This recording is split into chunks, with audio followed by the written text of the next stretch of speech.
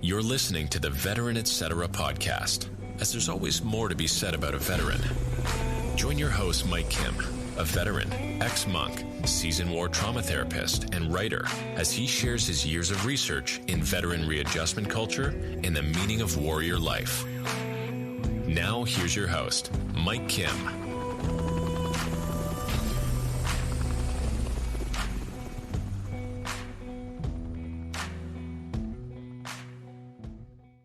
Veteran Etc. This is a show dedicated towards understanding not just veteran culture, but the culture of veteran readjustment. There's a distinction. The former deals with just the movies like Rambo, or the books like Redeployments, or the TV shows like China Beach.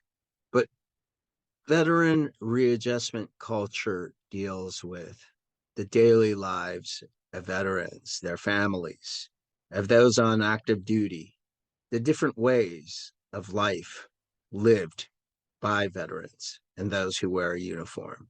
Thank you for listening. I'm your host, Mike Kim, and today I present an episode, actually an audio essay, The Code of Veteran Readjustment. Now, we might look at codes in a way as the samurai did, as a strict, rigid reality focused on fighting and sacrificing and living the warrior way, right? That was the code of Bushido. Now, I was a monk, a Dominican friar, a Roman Catholic order, one of the last of the orders, one of the last of the 9 official orders of the Middle Ages, the Dominican orders. OP, those are the initials after the name of Friar Augustine Michael Kim. I remember in those days, I learned a lot about not just being a friar, but I understood our way of life as a friar as a code. And ironically enough, the friars, the Dominican friars, gave the monastic code to the knights. Yes, to the knights. And you can tell, sadly, by the many deaths that happened on all sides during the Crusades. But the civility within the Crusades that existed can be found, and not all the time, and in many ways neglected much of the time, but at least presented and spoken. And that was a code of chivalry. The knights, they were taught chivalry, the code of chivalry from Dominican monks, those brothers centuries before me who taught a certain type of morality, a certain type of system of living, that it wasn't right for the soldier, the knight, to raid a home and steal from the farmer. It wasn't right to just blindly torture the enemy, the so-called Saracen, the so-called infidel. We must look at codes in a new way. I introduce the code of readjustment for soldiers and veterans, and others who wear a uniform, and others who wore a uniform. This code is not just something from the Middle Ages. It's a code that, though in many ways stressed by the religious, like St. Augustine, the saint who was one of those pioneers in looking at just war theory as he witnessed the sacking of Rome, the end of an empire. We would later have St. Thomas Aquinas add in Aristotelian philosophy in the understanding of just war theory, the understanding of proportionality. And you have other thinkers like Grotius, Vattel, and I would say that one thinker, warrior, scholar, not coming from the religious tradition, had a code for warfare. As a matter of fact, it is the formal code with over 150 articles of war. And these rules of law were codified. It's known as Lincoln's Law, but it wasn't Lincoln who set this code up. It was Francis Lieber, a warrior and a thinker who served in the Prussian military and who migrated to the United States after being wounded in the Battle of Waterloo against the French, but being cared for by French civilians and allowed to move on with his life after war. He ends up in the United States, Lieber, and is highly influential in the Lincoln administration. Just before the Emancipation Proclamation, the Lieber Code is instituted for Union officers and NCOs and even regular foot soldiers. Basically, it's a code of conduct. Why? Because before then, armies would just organize themselves in however they wanted to through customs and traditions. Well, this code is focused on a certain type of morality, where morality is not something to be overlooked just because you wear a uniform, just because you've got all the medals, just because you've got all the decorations and all the weapons and all the power and the victory. The Lieber Code provided a certain standard, and it's quite interesting. I find Articles 14 and 15 quite fascinating. 14 focuses a lot on how the means of warfare have to be looked at as well as the end of warfare. But we have to, as we evaluate the means and ends, recognize the necessity, the military necessity within war when war occurs. My reference for this is John Witt's book, Lincoln's Code, written by a Yale professor in 2013, featured in the New York Times. Ironically enough, you're not going to find this in the Army War College reading list. At least I didn't, or in the Naval War College reading list. But interestingly enough, it is, how could I say, something of a comeback, right? It made a comeback in around 2016 as it is used, and we cannot deny that it was influential in a 1951 creation of the Uniform Code of Military Justice, the UCMJ. Now, that's a code, but it's a code of regulations and rules. And I would like to say that it's important to look at code beyond that. And in many ways, how about healthy norms for living as one who wears a uniform? Now, I propose, like Article 14 of the Lieber Code, that the military necessity doesn't stop after the war ends. But not only do we make efforts to restore as much as we can the lives of those affected by war abroad, but I would say that it is important to look at the lives at home affected by war.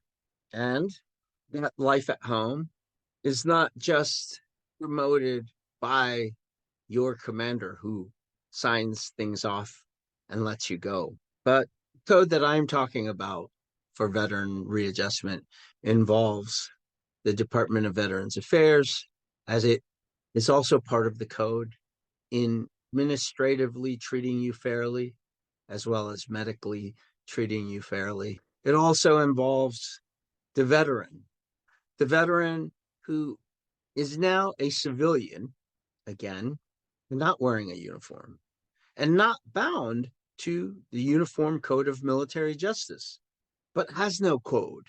The veteran was used to a code, but now has no code.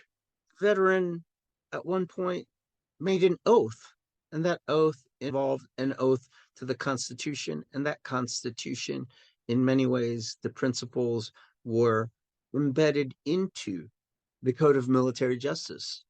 And there were customs and traditions within military units that influenced a certain type of way of life. Now, I do believe in the freedoms of veterans and their ways of living and their customs and traditions. But I do frown upon those unhealthy customs and traditions, like the unhealthy outlook on firearms, which means that everyone who's a veteran deserves a firearm. I believe in the Second Amendment, but I don't believe that every veteran needs to have a firearm.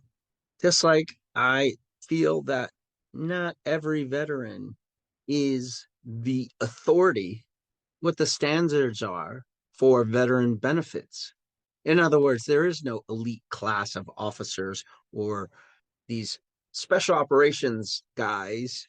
And I mean, hey, don't include me in that group, but include me in the special operations capable guys, Marine Anglico. And to be very honest with you, when I first joined the military, there was no special operations in the Marine Corps. There was Marine Force Recon, Marine Recon, and there was Anglico. And no order as far as gold, silver, and bronze. But I will say Force Recon probably was at the gold. All joking aside, veteran readjustment is an important aspect of veteran life. And why can't there be some type of code? I'm not saying that it need be legally binding, but might I say that a code might be used for veterans to reintegrate back into the civilian world by being more familiar with the Constitution, by also having VA employees directly working with veterans in regards to their combat readjustment or military readjustment, also be somewhat bound to this code. So I'm not just saying veterans are to be bound to this code, to have them be accountable to firearms, but I would also say to be accountable to their everyday lives in regards to the use of violence, the way one must treat family members, the way one must recognize the importance of the Constitution to prevent what happened on January 6th, where civilians and veterans were involved in an insurrection. In no way do I preach a code to mind control people or to have the government mind control people. But the code, in the way I promote it, and in this original way, so those who want to write about it, please recognize that you are hearing this original understanding of code from me. Spending all those years serving in the military as well as treating veterans, I've been able to understand things through informal codes that I find veterans trying to live. And why not? And I'm not saying that I'm the one to design a code, but after hearing Mike Glover, and I have nothing against him, but after I heard him and Dan Crenshaw and others talk about veterans as if they knew everything about veteran readjustment, or they knew everything about the VA, or they knew everything about benefits. Now, I understand that they have opinions, but I also understand that their platforms reach millions. And I am not saying that they are purposely misinforming the public, but I will say that at times in the things that they say, they can misinform the public by not providing facts. And I believe that when veteran does that, that can affect the readjustment of others. And so that goes on to say, much like in the Lieber Code, Article 15, where basically that article of the code says that the soldier is to be accountable to one another and also to the service and also to God. It's beautifully said. I don't do it much justice. You can find the Lieber Code. You can read it for yourself and check out the articles that I mentioned, 14 and 15. They're beautifully written. And I do believe that the military necessity that is spoken about in Article 14 of the Lieber Code, I believe that extends to the readjustment of veterans. Some have already spoken about that. I believe a military officer by the name of Collier out of the Lieber Institute of West Point briefly has mentioned that. But I will say this, that in full detail, I mention the importance of a code, that there is a military necessity to help those readjust after the military, that it's an obligation, that commanders have a responsibility, that soldiers have responsibility for themselves, for their lives after the military, after they wear the service. So whether you are a Navy SEAL, Marine Force Recon, a company clerk, mechanic, you are still a moral human being, whether you're wearing a uniform or not. And I think a code can be very helpful for veterans transitioning back into civilian life. It truly, in many ways, diminishes this myth of the veteran-civilian divide. With a veteran code of readjustment, we're not looking at blaming others for our readjustment. We're taking accountability for our readjustment, for our medical care, for our wellness, for our outlook on the Constitution in a healthy manner, and for our advocacy in the area of veteran benefits, where we're not guided by a politician or some YouTube personality, but we use our rational minds and our souls to guide our lives throughout readjustment after the military.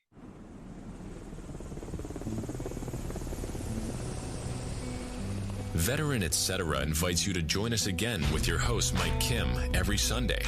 If the content from this podcast is informative to you, please share the podcast with others. Give a like and/or post something you learned from the episode on social media. If interested in other truly informative podcasts like Veteran Etc., check out cominghomewell.com for a listing of other veteran-based podcasts. Thank you for tuning in.